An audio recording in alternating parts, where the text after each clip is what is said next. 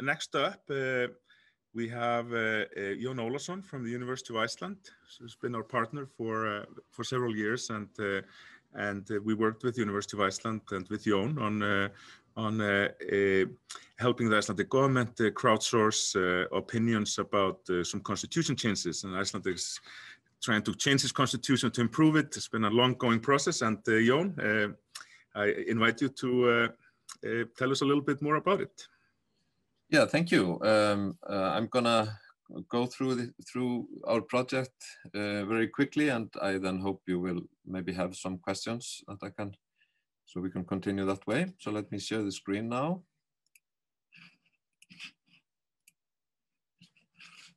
Okay. So we could talk about what Robert and I have been collaborating on as Constitutional Revision 2.0. It is an indirect continuation of the constitutional revision project that was started in 2010, and was the first attempt was to have an elected constituent assembly revise the constitution. This went through various administrative and legal hurdles. One of the things being the Supreme Courts of Iceland nullifying the elections to the Constituent Assembly. But this was a 25-member council in the end, which actually wrote a draft constitution and proposed it in 2011. For various reasons that I'm not going to go into, but I'm happy to answer questions later about that. This project was then indefinitely postponed by the parliament. It was never voted on, actually. And for several years, even though there was clear interest among the public in revising the constitution or getting a new one, nothing really happened for a few years until the current government decided to revisit the issue, and our Prime Minister put out a memorandum outlaying a plan to revise the constitution not in one go, as was the idea in 2010, 2011, but rather to revise the constitution in steps. And she wanted to go back to using engagement methods, not necessarily holding an election or going back to the previously elected Constitutional Assembly, but rather to look for other ways to do this. And that's where we come in with, first of all, a deliberative poll, and secondly, a crowdsourcing platform, which Robert and I coordinated on his platform. But the main methodology, we could say, was the deliberative poll. I'm sure many of you know what a deliberative poll is, but just if anyone is not clear about that, it's a mixture of face-to-face deliberation and surveys. So basically, what you do is you get statistically significant results about considered views rather than just raw opinions. Usually, a deliberative poll is organized in such a way that, to begin with, we have an ordinary survey on the issues that are at stake. In our case, it was the revision of certain parts of the Constitution. And then you invite the people who participate in the survey to later come to a meeting to discuss the issues they're being surveyed about with a number of peers. So in the end, the idea is to get maybe 10%, maybe 15% of the original respondents to attend a meeting 1 or 2 days where discussion is conducted in a more or less formal manner with moderators and so on in small groups. it's very important, obviously, to maintain the statistical significance of the group. So the best thing is, of course, if you get a nice random sample just like that from the original participants, but clearly this has to be monitored very closely. But in the end, the idea is that you have maybe 300 people, let's say, who will then discuss the issues. They are surveyed before and after the deliberative meeting. And what is then of interest is to see how views change or do not change during this exercise. So, so what you have, the data you get out of this is, of course, the records from the conversations that people have, the deliberative from the deliberative meeting. Often this is recorded, every group recorded, at least secretaries write summaries of conversations. And then, of course, you have quantitative data showing, for instance, that there can be significant changes in one topic or another, or maybe no change, and so on. And then, as I said, we supplemented this with the crowdsourcing exercise, where an open access platform was provided. This was going on at roughly the same time. The original survey was done in 2019, and in the summer of 2019, and the crowdsourcing exercise took place over a 2-month period in the fall, and the deliberative meeting was then held in November. So the idea was to run a multiple face-to-face and online democratic innovation with national and local government. We also wanted our mission was not only to contribute to the constitutional amendment process, but also to make or to increase the understanding and appreciation of input made through this exercise by individuals and civil society organizations, and also help understand the difference between special interest influence making and open empowering involvement by the public. And of course, this is a very positive experience. People who actually take part in this, they generally feel more trusting towards the government. They get the feeling that they are actual participants. And what we then sort of encounter is the problem where we are faced with actually seeing public views being transferred into actual policies. So there are several, I should say, epistemic challenges that we were also very interested in, and that's one of the things that we are still working on and studying. Of course, it is very important to ensure diversity and inclusion. Participatory projects, obviously, if they don't attract and allow equal and wide participation, they are useless. Then there has to be a balance between, we could say, empowerment and effectiveness. It's easy to create the myth of an empowered citizen. You know, if people get the idea that they're actually given great influence because their voice is allowed to be heard. But as we have often seen, the problem is really that you want not only that people are able to express their views and deliberate and talk about their views, they want also to see, and you would like to see those views actually then being translated into policy. so this is also something we could talk about as the activist practicant gap. The activists tend to be they are active, obviously. They are independent. The practicants often are more willing to carve the role according to pragmatics, according to the views of possible results.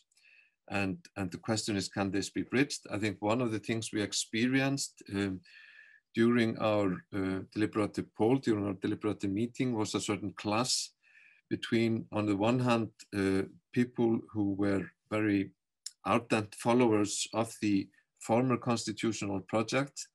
They felt that to a certain extent, this project was being betrayed by the new effort to revisit the constitutional amendment process. They argued that the draft that the Constitutional Council had originally produced that the government should stick to that nothing other should be on the table. So we had to negotiate the dialogue with these groups, of course, a little bit during the deliberative meeting, because they wanted to participate and they wanted the participants to hear their views as well. So I think there's a lot of issues that can come up, both from the from the group of citizens that are involved or engaged in this policy-making process on the one hand, and the government on the one hand, and the activists or more radical groups on the other. Now, the task is really, to repeat, is to make the crowdsourced proposals and the ideas that are being expressed at the deliberative meeting, as well as, of course, the quantitative results, alive and relevant to public administration. And actually, one of the things that I spent a lot of work doing myself last summer, although I'm working at university, I'm not a public official, but I found myself in a situation where I needed to lobby for the results of the deliberative poll, to argue with officials why they should take them into account and take them seriously. So the question is, of course, what's next? Well, the Prime Minister has proposed constitutional amendments that are partly based on the engagement and consultation efforts that we participated in. I think they are much less than, of course, would have been hoped for, but in the topics that are relevant from our perspective are do to a considerable extent take the deliberative meeting into account. So our hope, of course, is to increase the interest in adopting approaches of this sort on a more permanent basis. And we could see a further step, for instance, in organizing citizen assemblies and so on. This is clearly something that would be could be done on an online platform, and I think, given what we've been going through for the last year, online platforms are suddenly a much more live choice for politicians than they used to be, but also face-to-face meetings and so on. At least we hope that we have increased the willingness and understanding among in the government, in the public administration, to use the kind of methods that we were using in this project. And I should just end this with saying that my work around this was a part of a funded research project that I'm heading called Democratic Constitutional Design. And we explore the meaning of public involvement in designing and creating constitutions. And so far, much of what we have been doing is to both study and also to some extent advise and try to influence perhaps these processes in the government here.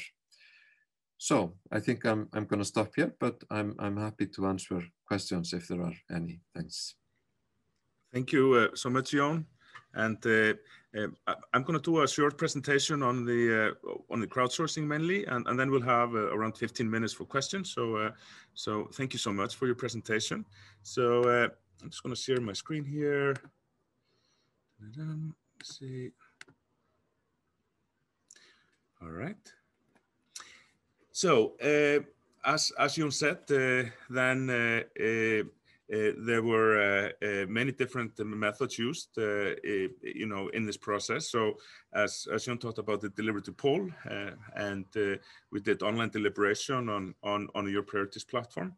Then we also created like an educational game to get people thinking about a little bit the big picture of actually what constitutions are about. People in Iceland often, when it comes to the constitution, tend to get bogged down on some specific details and argue about them endlessly often. So there's an idea of trying to sort of shake things up a little bit in terms of people thinking about the bigger picture. And then we used Facebook and YouTube, and those were through paid ad campaigns. And then there was also like a regular survey. So it was really a multifaceted approach of trying to gauge the will of the public in regards to those changes. So the online platform, was set up where into different categories. We had the natural resources, direct access, the presidency. This is obviously all Google translated, so maybe not not perfect. And then under each category or group, there we both had specific ideas that were being that the government was discussing. So when the platform launched, we already had several ideas present on the platform that were sort of ready and up for a debate. But people could also submit their completely new ideas.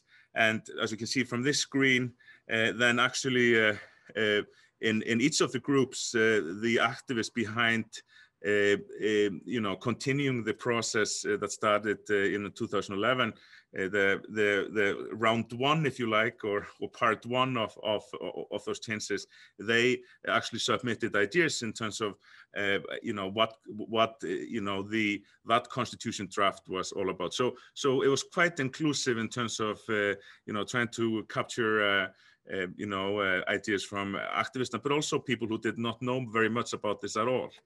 And a very popular category was ownership of resources, and that's sort of who owns the fish, how is that supposed to, and who owns the energy, and so on. And people in this matter debated those ideas, and through the debating system we get a lot of points for and against each subject. So it's bringing out a constructive debate about this. And we saw, like on Facebook, we used a lot. There was people who were arguing there endlessly in quite a toxic manner often about those issues. But they came to the platform and they put their pros and cons for those ideas, which was sort of a refreshing view on it. And those are all the different sort of, should Iceland be one constituency? Classic constitutional ideas, and people debated this in some detail.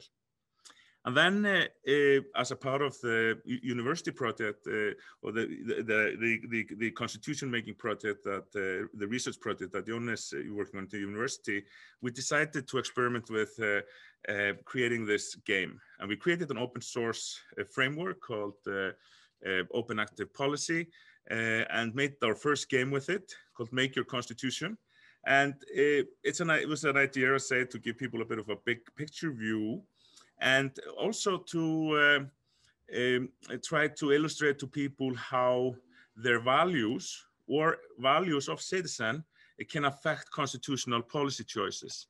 So people go on the game, and I can actually there's a link actually in the presentation if you wanna play it. At some point it's available in English and Icelandic. The first thing that happens in the game, that there's a little quiz where you basically you get a set of random constitutional questions, and you have a chance to earn some choice points. And the choice points are used in the game as like a political capital, where the more choice points you have, the more articles and the more expensive articles you can actually bring into your constitution. And then the next thing that happens is that you select a country to make a constitution for. In this screenshot, that's actually Iceland. It's set up as Iceland, but you could also make a constitution for Iraq, Iran after the fall of the Shah in the late 70s, and so you have cultural attitudes in your country. And so the cultural attitudes of Iceland today are completely different to the cultural attitudes of Iran in 1979. But if you're making a constitution for Iran 1979, you should really make a constitution that fits with them. This is not really necessarily a constitution that would work for Iceland. So the idea is to break your way a bit from what actually you want, but try to look at it in sort of a bigger scope. And then you go through a process of selecting articles that you could use in your constitution to build it. You can actually just choose to select all the articles, but there are many different. There are hundreds of different potential articles that can go into the constitution, and then you are presented with the main game interface. And at the top right of the screen, you have the choice points that you have, and then you can start to add constitution points basically to your constitution, the different articles, and they basically have a different sort of choice point cost, depending on how sort of likely they are to be controversial, I guess.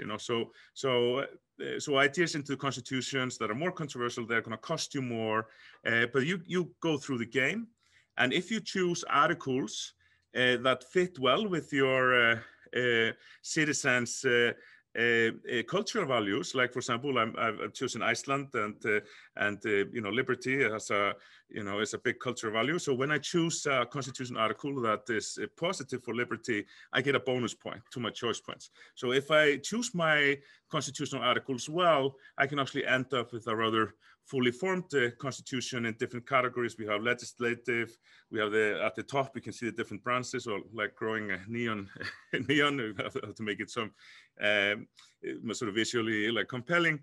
And then we have some AI then that evaluates the idea. And actually in this round, my constitution is not viable because I didn't have enough articles in the judicial and the civil branches.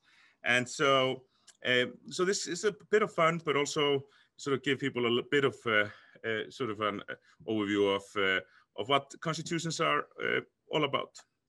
And we had over 39,000 citizens visited the website, close to 1,100 contributed directly into debate. And I mean, Iceland is tiny, and comparable US numbers would be like 39 million people would have visited the website, with over 1 million contributing directly. So Iceland is small, and we achieved this through.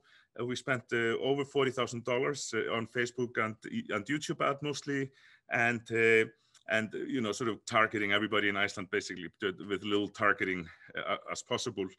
And one of the results, that were interesting from this that we experimented with was we took text from Facebook, comments from your priorities, from the crowdsourcing, and also transcripts from the deliberative poll.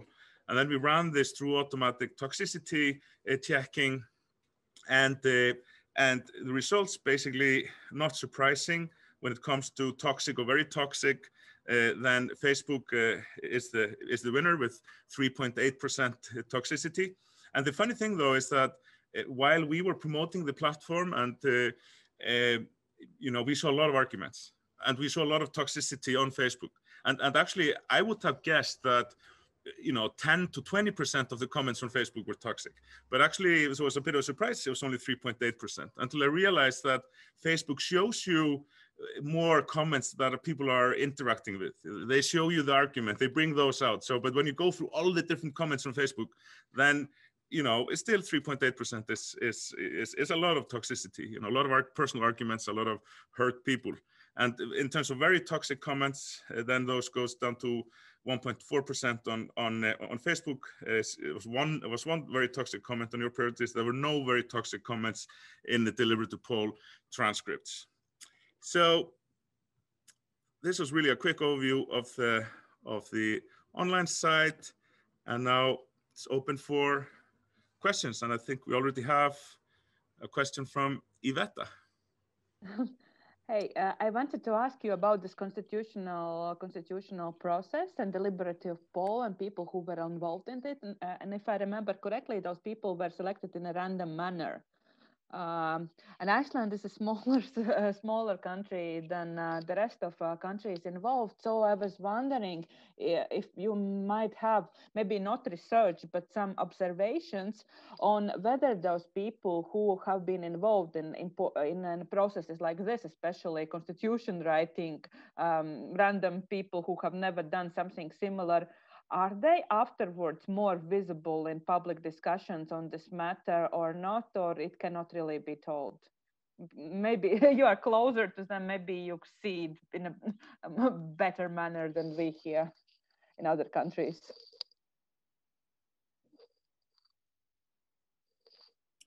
Robert, should I go for this one? Yeah, go ahead, please. Robert can surely say something about this too.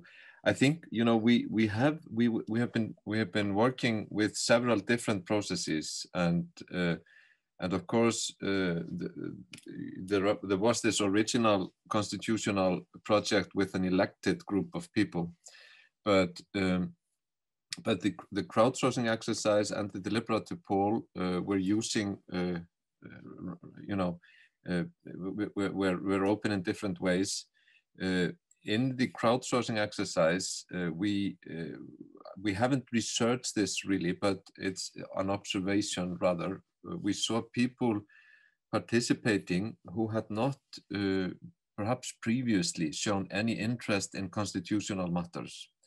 And our impression was that this had to do with the fact that we advertised this from the point of view of the ability that people might have to change, you know, particular things in the Constitution. You know, do you want this to be like that? Do you want the quota system to be changed? Do you want the electoral system to be changed? Do you want to have more personal involvement rather than party, or personal rather than party influence in politics and so on? So this, I think, you know, from the other side of your question, we had the feeling that we were involving people and talking about the Constitution who had not done so before. Whether then they had an inclination to continue to do that, I'm not so sure. If we take the deliberative poll, the fateful event is really the deliberative meeting, where we had 232 people who were selected. I mean, they were invited from the original participants in the survey, but it was also, you know, we also tried to ensure that the balance between different age groups, different political groups, and so on was as good as possible. And there was some weighting involved in the conclusions in the end, but there we also got people involved in the discussion who were happy to say that they hadn't really had much interest in this before.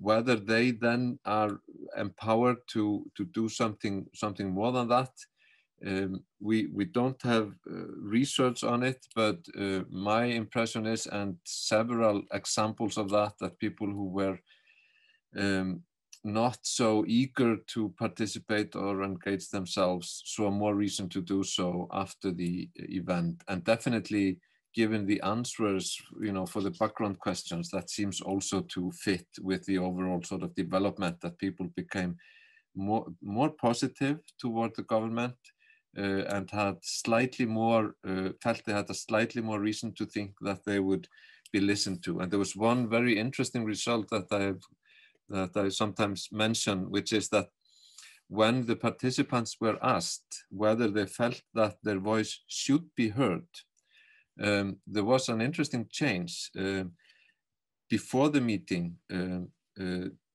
after the meeting. So the number of those from the older generation who answered negatively to this question, should your voice be heard, were the older generation. The younger generation, on the other hand, the number of those who said that their voice should be heard increased. So there was like a reversal, the older people becoming more modest, perhaps. Yeah. So yeah, just to add that, a part of the campaign around this was obviously like an awareness campaign in terms of just letting people know about this opportunity to understand what the Constitution was about. And I think when we started the first week, we were basically sort of directing people to here's the Constitution, here are all the things that can be changed and so on, and it's going to be great, come and join us in this, and it worked. It brought quite a lot of people there. But when we realized that actually promoting there's so many different individual changes that the government is looking at changing. For example, ownership of resources. Should Iceland be one constituency? For example, if you ask people, oh, do you have some views on the Constitution, on the legal text in this complex legal document? What are your views on that? That's completely different than asking people, hey, should it be in the Constitution that Iceland owns, the Icelandic people own the resources in the sea and so on. And so, I think also quite a lot of people were surprised that, constitutions are actually, one of the simplest sort of legal texts you can have. They're usually short. Not in all cases, like India and some others that are really long, but in general, that's the idea, that there's just be basic core rules, so I think that, it was, aside from the actual participation and the debate and so on, just the fact that we brought so many people, over 39,000, to actually, click through and look at different constitution articles and so on, was, I think, and sort of, again, a bit of a civic education step. Anyway, so next, Elisa, did you have a question? Sure you do. Yes, I did.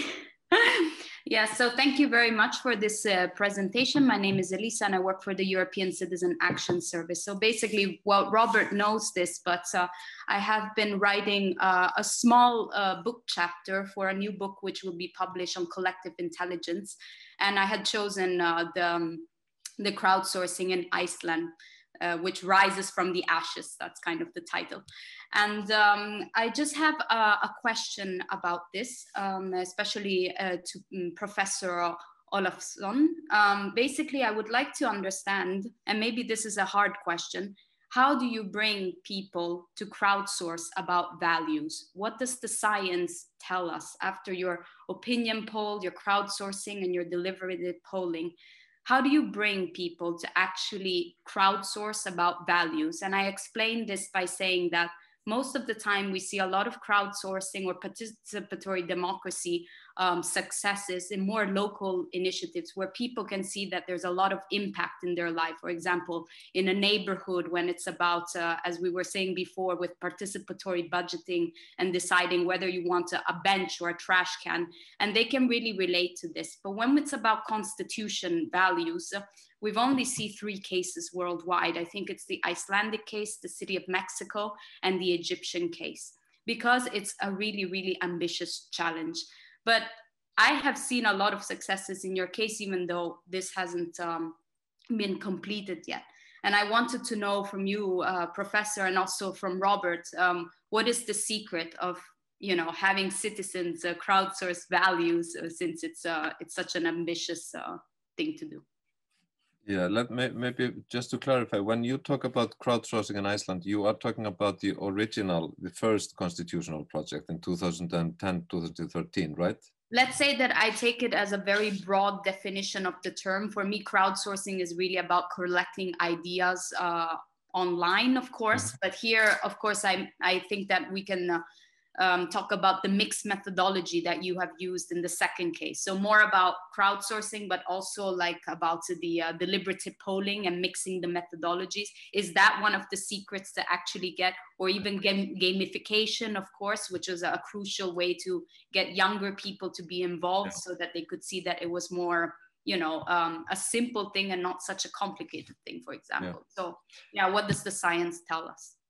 Well, I think so far science doesn't tell us very much, actually, but we have to keep looking for the answers. But I think, you know, we have to make a distinction, I think, between a deliberative platform where where deliberation is an end in itself, and crowdsourcing where some task like the writing of a constitution or certain policies are at stake.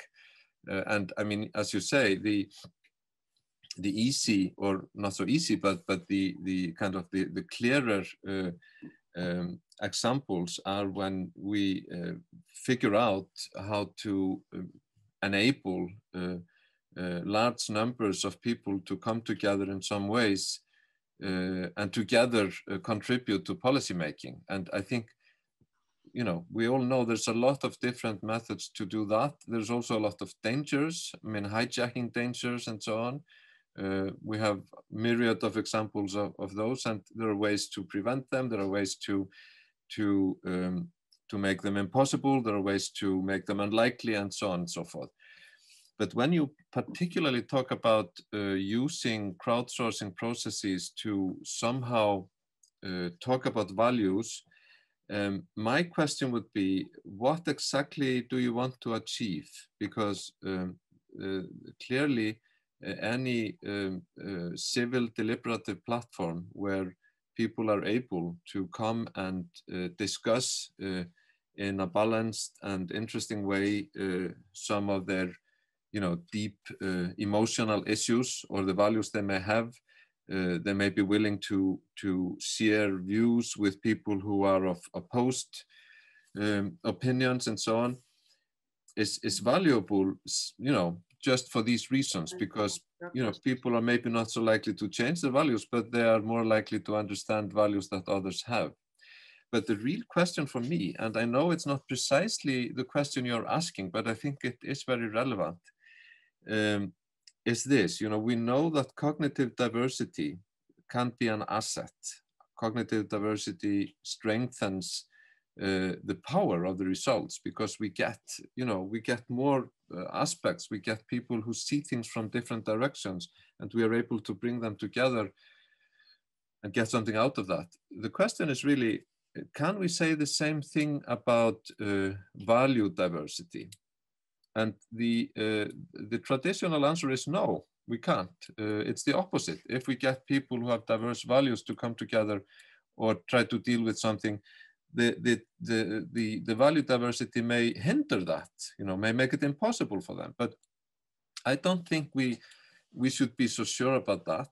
And I think one of the most interesting challenges of any kind of public engagement is to see whether value diversity can also be an asset in addressing issues, rather than just you know, one of the dangers that things might go out of hand.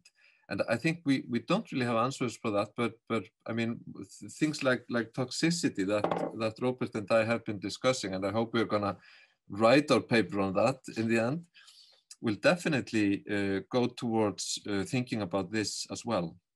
Yeah, that's really, like, it's really funny that you just mentioned this, because my second question to you was actually, should we crowdsource values? Mm-hmm. Because I've always thought that sometimes you can think that now we're doing a bottom-up process, right? While maybe values is sometimes, as we've seen in history, a top-down process in which the values which are kind of imposed on a society also shapes that society itself in time.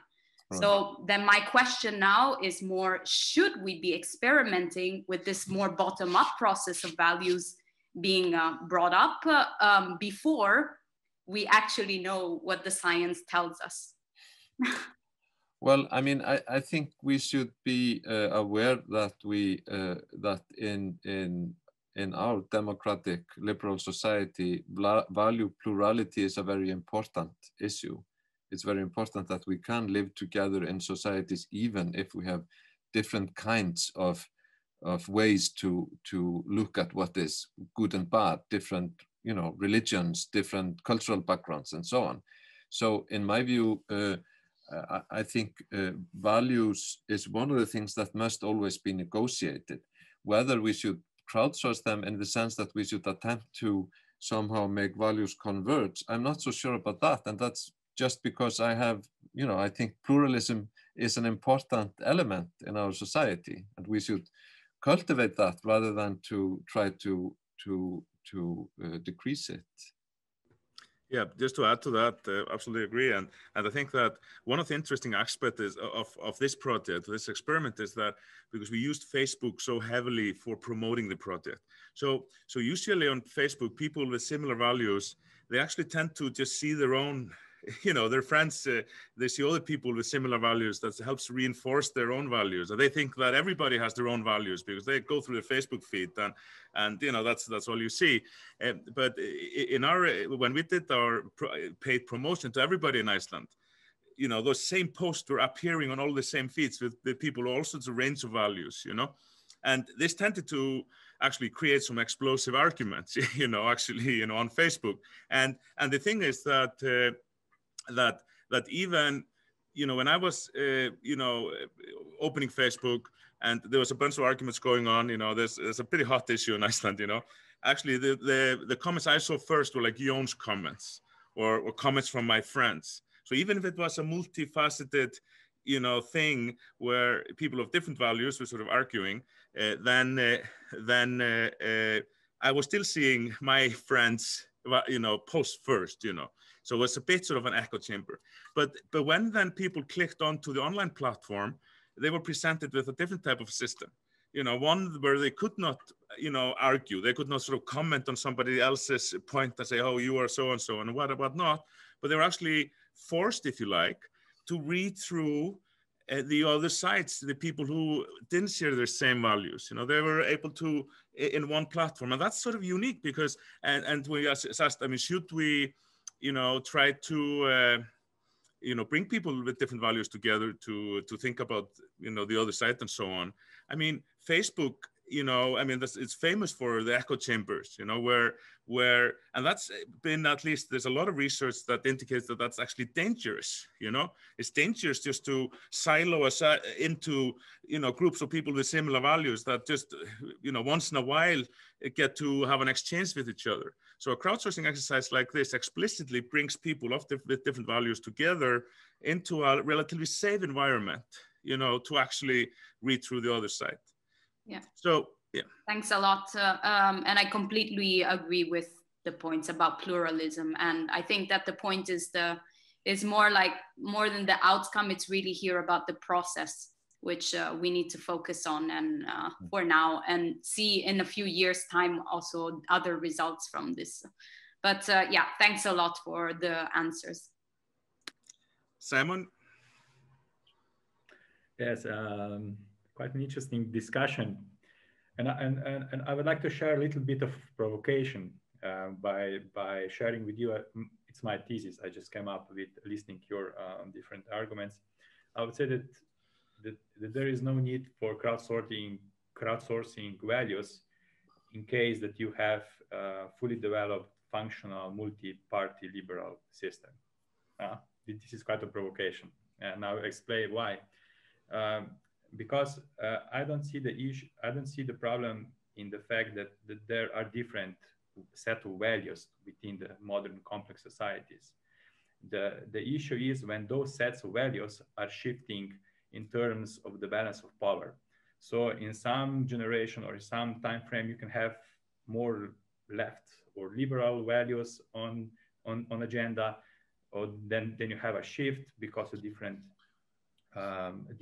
developments. You can shift for more, I would say, radical or right-wing set of values coming to power. And usually, in a representative type of democracy, the political parties are those indicators which values are being shifting within the society. So meaning these are the parties which are having coalition, minority, majority.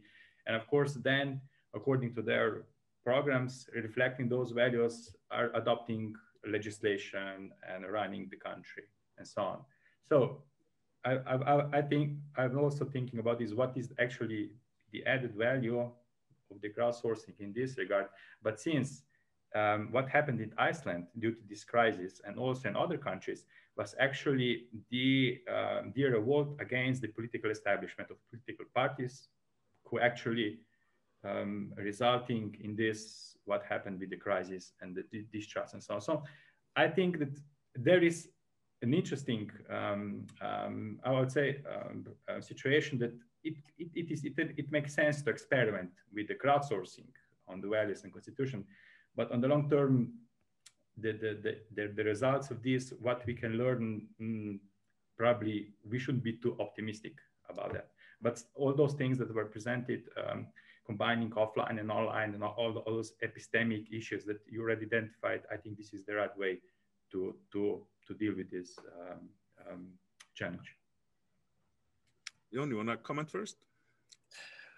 Well, I kind of roughly, agree with the outline of your argument, and in general, I wouldn't I wouldn't necessarily talk about crowdsourcing values. Of course, if we look at deliberative polls, they can address issues that are value-based rather than policy-based.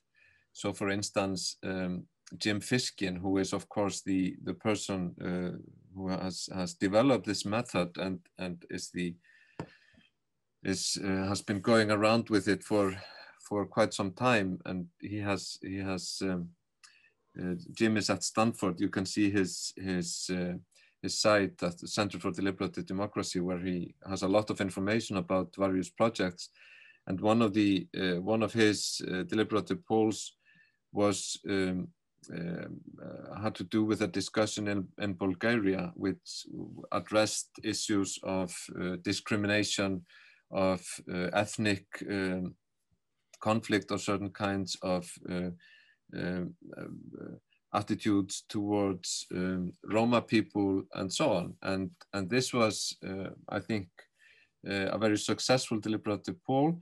It didn't really have clear policy implications. It didn't mean that, after the deliberative poll, you could actually go and propose legislation or anything like that. But the surveys showed a very clear shift towards more tolerance, you could say, better understanding of other people, something of that sort.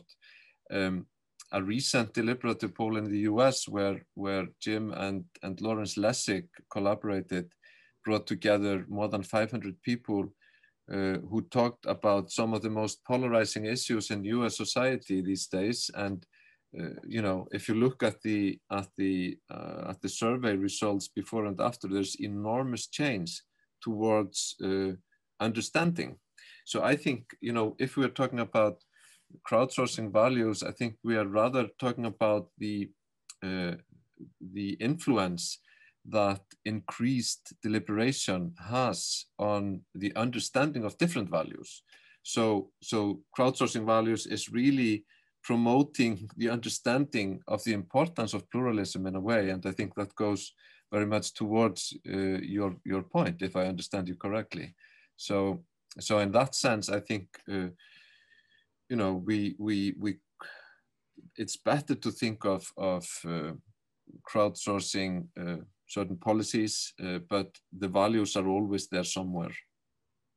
Yeah, and I just add quickly, because we're running out of time for this session, that the thing is that the crowdsourcing is already happening. It's basically happening on Facebook, on social media. I mean, you can call that a type of crowdsourcing, where people are very eager to talk about their values, to share their values. And we talked about the problems of echo chambers. And there's also some problems with sort of basically you're monetizing people's, deliberation about values to sell advertisements, And that's the whole premise. That's so you could say in a way that the crowdsourcing of values was already sort of happening in a way. And but what this sort of project does is that it sort of organizes it in a we would like, say, a more constructive way, rather than let just people rip on Facebook, to say what they want. It's organized through different methods and different channels and so on. So I think that, for governments to think, okay, so we have all this discussion about those complex issues in our society, they're already happening, unlike social media, and they flare up in arguments and or echo chambers, or mix of both. And so I think that's a reason for governments to actually employ crowdsourcing, because it becomes something that is then, an option, a choice. It's, everything doesn't have to happen on Facebook or social media, all this public discussion. You can take part of this public discussion and do it on platforms that are organized in a different way and not, designed, frankly, to sell advertisements. It's a bit strange to organize society discussion of their values through a system that sells advertisement. That's the main goal of the system. The goal of the system is not to create a better, fair society and so on. Anyway, is that okay, Simon, for now? All right, great. So thank you so much, Jón. You are welcome to. You're welcome to continue to join us. We'll talk about some international projects, and then Sophia will come in 20 minutes, do a little presentation on our No Planet B project.